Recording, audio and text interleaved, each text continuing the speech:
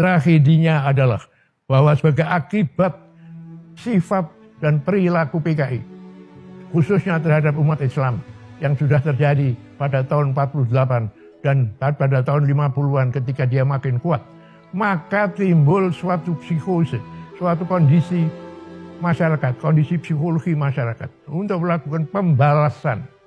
Jadi ketika pasukan Angkatan Darat mengambil tindakan ke Jawa Tengah, Jawa Timur, maka akibatnya adalah terjadinya banyak pembunuhan. Dan dalam banyak pembunuhan itu pasti ada yang sebetulnya orang-orang tidak bersalah. Tapi itu adalah akibat dari sifat PKI, perilaku PKI sejak tahun 48. Sehingga timbul psikose ini dalam masyarakat.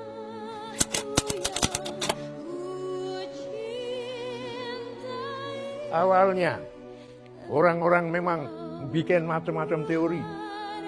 Khususnya mereka yang berpihak PKI. Berusaha agar supaya PKI bebas dari tuduhan.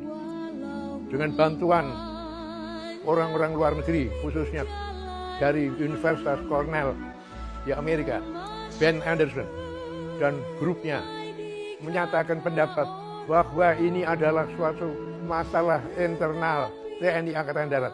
Suatu masalah internal yang berebut kekuasaan di dalam TNI Angkatan Darat. Tapi itu akhirnya kemudian dapat digugurkan dan Ben Anderson sendiri mengakui bahwa ini adalah suatu usaha PKI.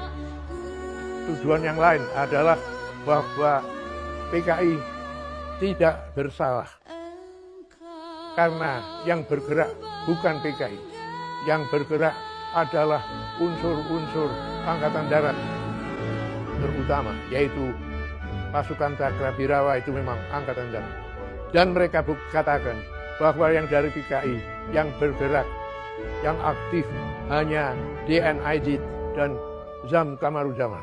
Akan tetapi kemudian kembali bisa kita buktikan bahwa persiapan untuk terjadinya G30 PKI tidak menyangkut DNID saja, tapi juga pimpinan PKI yang lain.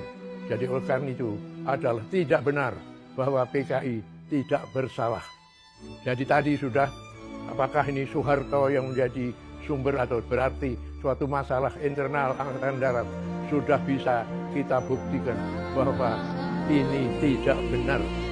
Apa yang dinyatakan oleh Cornell Papers, Ben Anderson, kemudian diperbagi oleh dia sendiri. Soekarno, kita tidak sependapat bahwa Bung Karno terlibat dalam pembunuhan ini.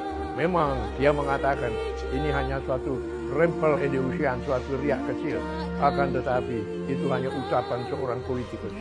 Soekarno sebagai pribadi tidak mungkin melakukan usaha yang bersifat pembunuhan.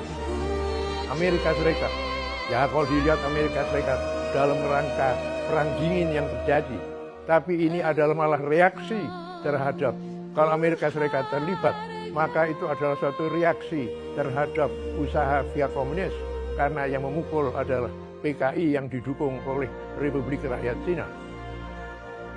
Jadi jelaslah bahwa dalang yang sebenarnya dalam peristiwa ini adalah Partai Komunis Indonesia di bawah pimpinan DNID.